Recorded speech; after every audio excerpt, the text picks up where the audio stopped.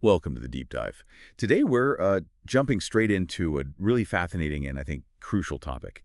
It's the Trends Shaping Education 2025 report, a document packed with insights that you, our listener, actually shared with us. So thanks for that. Yeah, absolutely. And our mission today, well, it's pretty clear. We want to pull out the most important bits from this report about, the future of education. Hmm. Especially as 2025 isn't that far off now, we're aiming to give you a clear sense of these big global shifts impacting learning, but without, hopefully, making your head spin with too much detail. Exactly. And this isn't just scratching the surface, right? Mhm. The report really digs into the major economic, political, social, tech, environmental forces all playing out globally. It's got current data, which is great, but also, crucially, it offers these thoughtful perspectives on what might be coming next. It really does. The scope is, well, it's impressive. It goes from huge things like international conflicts all the way down to very personal stuff like individual well-being. And it's structured quite cleverly, I thought. Four main chapters: global conflict and cooperation, then work in progress, voices and storytelling,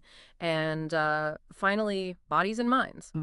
And within those, you get subchapters on specific trends, plus these foresight sections. Those look at different possible future scenarios, which is really interesting to think about. Okay, so yeah, get ready for a bit of an exploration. We're about to take a, hopefully, revealing journey through all these interconnected trends. Our goal is just to be your guides, pointing out the key takeaways, making sense of what seems most important for understanding education's future based on this report. All right, let's unpack this, starting with that big picture view, the global landscape it describes. Okay, let's dive into that first chapter then, global conflict and cooperation. One thing that jumps out straight away is this documented rise in, well, global conflict and geopolitical tensions. The report flags a pretty significant increase in armed conflicts between states. I mean, the data shows the first 3 years of the 2020s already saw as many conflicts between countries as the entire first decade of the 2000s. Wow, that's quite a statistic. It is. And beyond that, there's also more of these internationalized conflicts within states. So, yeah, this surge in instability, it really means we need to shift how we think about educating for global citizenship. It can't just be abstract concepts anymore. It needs to be about practical skills, Ah. conflict resolution, intercultural understanding, especially in such a volatile world. And this rise in tensions, you can imagine, it has very real consequences, Hmm. especially when you look at where the money goes. Yeah. And here's where it gets, well, it prompts some real thought. These growing geopolitical pressures, they're directly hitting public spending, defense budgets are going up, and the report suggests pretty clearly this could squeeze out other vital areas, maybe education funding. Hmm. We saw average defense spending in OECD countries. Hmm. Mostly the high-income ones dropped quite a bit after the Cold War, but now that trend's reversing. And just to give a sense of scale, global military spending hit record levels just last year, 2023. So as you, our listener, think about education's future, this potential shift in government priorities, Yeah. well, it could really impact resources. Absolutely. And the impact, it goes way beyond just the money, doesn't it? The report really emphasizes the lasting effects conflict has on mental health, on the well-being of students, of educators. Educational services get disrupted. That's almost inevitable in conflict zones. And these effects, sadly, they spread out. They reach diaspora communities across the world. We've even seen it playing out on university campuses globally, haven't we? With protests linked to the Middle East conflict, for example. It just underlines how vital education is. Not just for knowledge, but for actively building peace, building resilience when things are so unstable. It really does. But the report also brings up another big consequence of this global instability: more migration. Whether it's driven by conflict or, increasingly, the impacts of climate change that we're seeing more and more clearly. Yeah. More people are displaced, they're moving. The report notes OECD countries saw a record high in new asylum applications back in 2022. And that puts a real responsibility on education systems, doesn't it? To Yep. support social cohesion, to help integrate newcomers into communities, into schools. And it's all interconnected, these geopolitical tensions. They're also contributing to a slowdown in global trade growth. We're seeing more trade restrictions popping up, although, interestingly, the report does point out that digital trade keeps expanding despite that. Energy security is another critical piece here. Global shocks affect energy supply, prices, and that, in turn, is driving more investment in clean energy. Countries are looking for more energy independence, plus trying to meet those climate goals they've set. Right, speaking of climate goals, Yeah. the escalating impact of climate change itself is a huge thread running through this whole report. We're just seeing more frequent, more devastating extreme weather events everywhere. Mm. The report mentions a concerning rise in the number of people experiencing these prolonged periods of really hot days. Yeah, And while we have international agreements trying to tackle this, the reality is that climate action is moving at different speeds with different levels of commitment around the world. It's uneven. it is. And finally, on this global landscape bit, the report talks about how vital international science collaboration and tech innovation are, for tackling these huge global challenges, climate change, health crises, you name it. But, and this is a really important but, these collaborations, they're facing headwinds because of the very geopolitical dynamics we've been discussing. There are growing concerns about research security, about intellectual property theft. We're even seeing more export restrictions on critical raw materials needed for green tech. Yeah. So it paints this picture where the very tools we need to solve global problems are kind of being constrained by global tensions. It certainly paints a complex, very interconnected picture. Okay, let's shift focus now to that second chapter, work in progress, the big transformations happening there. Right. This chapter brings in a really key idea for understanding what's coming, the twin transitions. These are the kind of simultaneous and deeply linked forces of, one, rapid tech advancements, especially AI, and two, the growing urgent need for sustainability. And these two together, they're fundamentally reshaping labor markets globally and the skills that are going to be needed. Okay, let's dig into the AI part specifically. The report suggests that, yes, AI skills are becoming more common and demand for people with AI expertise is going up. But overall, it's still at relatively, say, modest levels.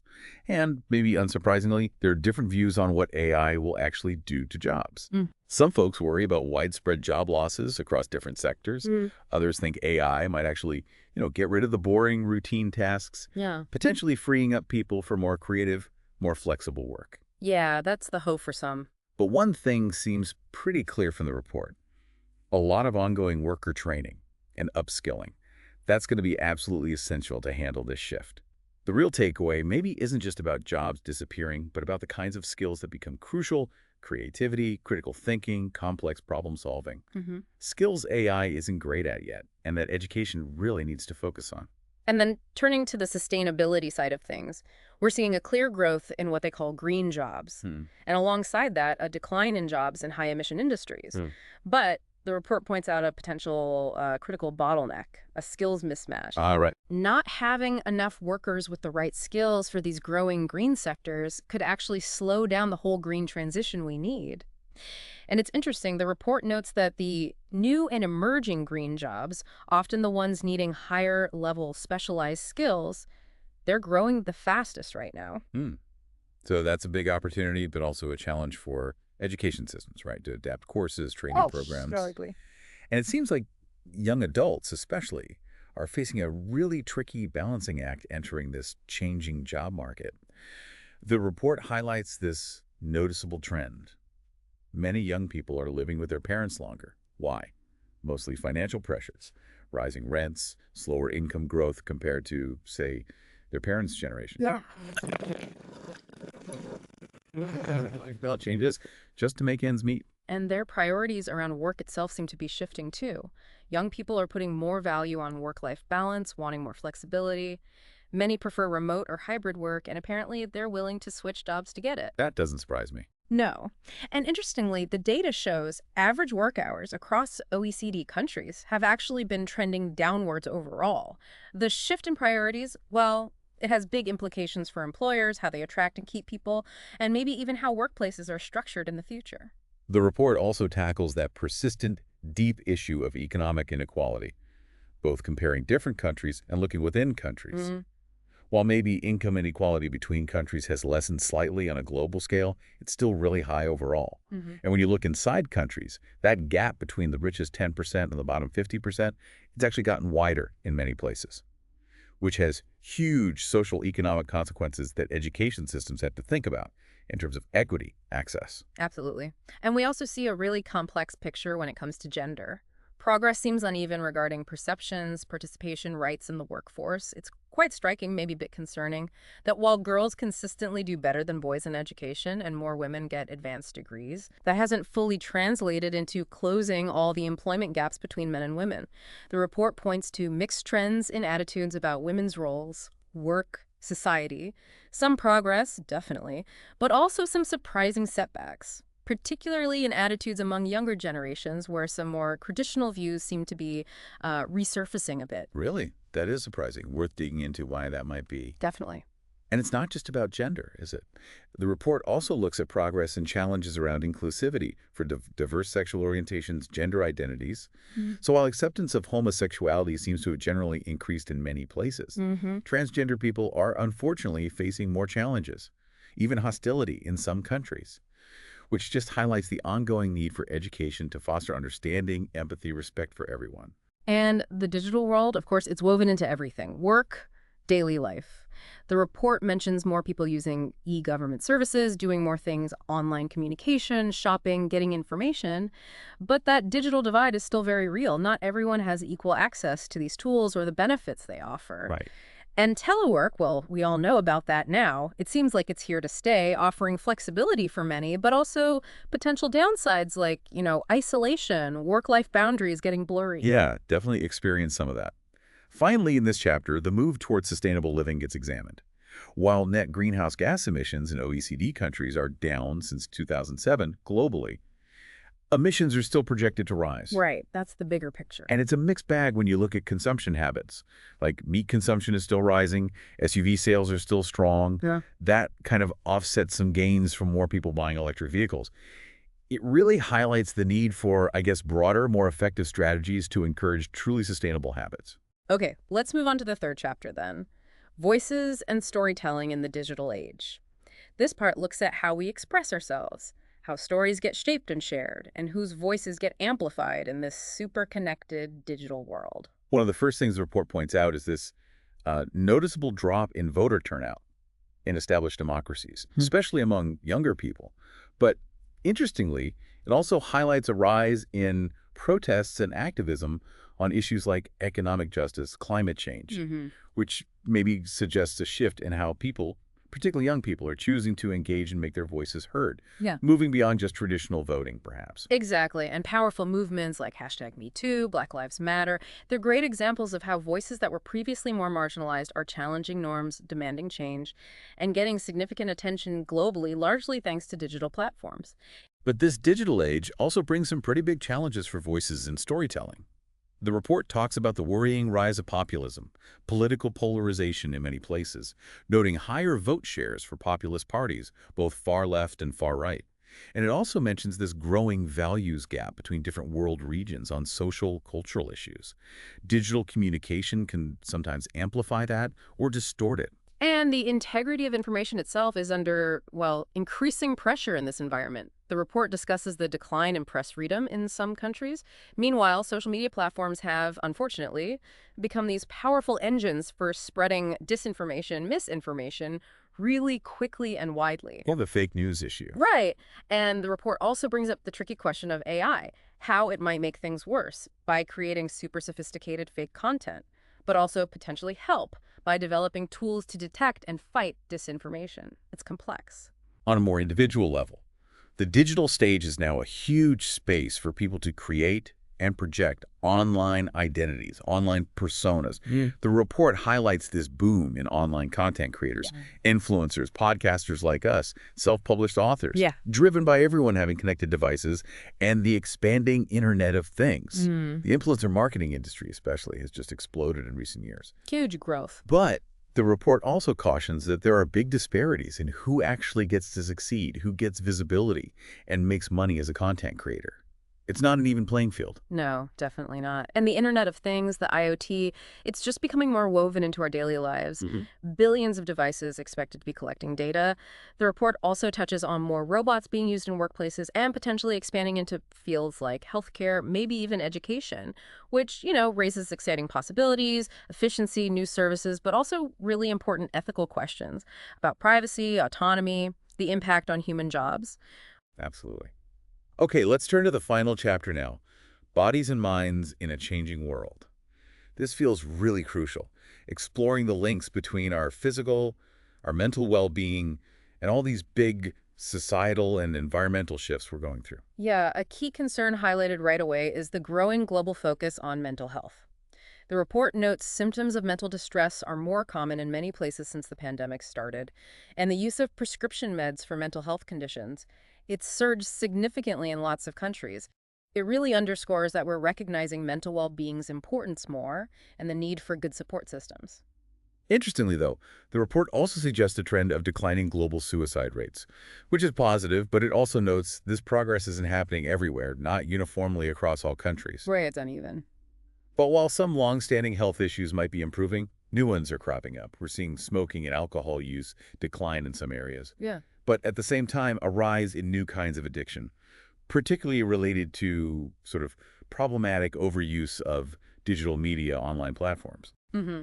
Digital addiction. And the report specifically links that excessive, problematic digital use to negative mental health outcomes, highlighting the need for more awareness, strategies for healthier digital habits. The One Health idea is also emphasized here as a really critical way to understand and tackle today's health challenges. This concept highlights how interconnected human health, animal health, and environmental health really are, fundamentally linked. Right. Makes sense. The report uses examples like the growing plastic waste problem, the threat of antimicrobial resistance, rising rates of asthma and allergies. These are all clear examples of interconnected health issues that need coordinated action across different fields, different disciplines. Another big demographic trend highlighted is falling fertility rates in many OECD countries. Women are generally having fewer children and later in life. Yeah. This connects to a whole mix of factors, right? Better access to contraception, more women getting higher education, pursuing careers, economic uncertainty influencing family-size decisions. It's complex. And alongside that, the report notes more people are using assisted reproductive technologies. The report also looks at the rising share of people living with disabilities in some regions, partly due to aging populations, partly an increase in mental health conditions being recognized. And while employment rates for people with disabilities have improved somewhat, there are still significant gaps in getting into the workforce. But the report also points to the potential of AI and assistive tech, how these advances could help create more inclusion, more independence for people with disabilities in different parts of life. Finally, this chapter looks at the challenges around care work, both paid and unpaid. This feels really important and often overlooked. Many countries are facing shortages of long-term care workers. It's often a low-wage profession, very demanding physically and emotionally. Absolutely. And globally, women still do the vast majority of unpaid care work at home, which, negatively impacts their ability to participate in the paid workforce, their economic security, and their mental health too. Yeah, a huge persistent issue. So as we kind of wrap up this deep dive, let's try to summarize this really intricate web of trends we've talked through based on the report. We've seen how rising geopolitical tensions ripple outwards, affecting everything from government spending to migration patterns. We've looked at the transformative, sometimes disruptive power of tech like AI and this global push towards a more sustainable economy. We've seen how communication is changing, whose voices get heard, how stories are shaped in the digital age, bringing both opportunities and real challenges. Right. And finally, we've considered these complex, evolving pressures on our physical and mental health in this rapidly changing world. And there were definitely a few aha moments for me in there. That suggestion about maybe some traditional gender views resurging among younger generations, that was unexpected. Yeah. And just the sheer scale and continued growth of the influencer economy. Wow. Yeah, me too. And what's really insightful is seeing how these trends don't exist in isolation, right? They all interact, like rising economic inequality. That can definitely fuel political polarization, making it harder to agree on solutions for big problems. Good point. Or rapid tech advances, they could create new economic opportunities, sure, but also potentially widen existing gaps in society if we're not careful. It's so important for you, our listener, to remember these aren't just abstract ideas we've been kicking around. These trends are actively shaping the future of education, the world of work you're dealing with every day, the very fabric of our societies. This is the context impacting your life directly. Which brings us to a really important question for you to think about, reflecting on all this. Considering these deeply interconnected trends we've explored, what single aspect of education do you think will be most critical to adapt, to prioritize in the next few years? Is it really about building stronger critical thinking skills so learners can navigate this complex, sometimes misleading information world? Or maybe the main focus needs to be on developing those specific skills for the green and digital economies that are growing. Or is it perhaps most crucial now to really prioritize and embed mental health and well-being right into our learning environments? Something fundamental like that. Those are certainly vital questions to mull over. We really encourage you to dig deeper into these themes we've touched on and keep this important conversation going in your own circles. Thank you for joining us on this deep dive into the future of education.